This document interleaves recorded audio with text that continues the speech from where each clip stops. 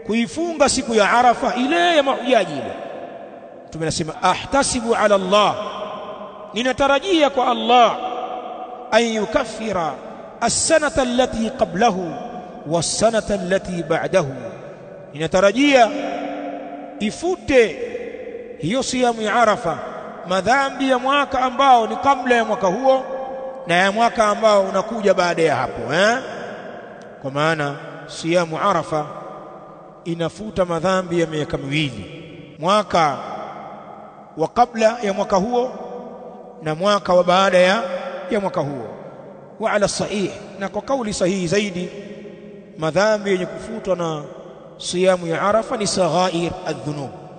Wengine katika ulama wanasema ni am, inaingia mpaka kwenye kabairi dhunub.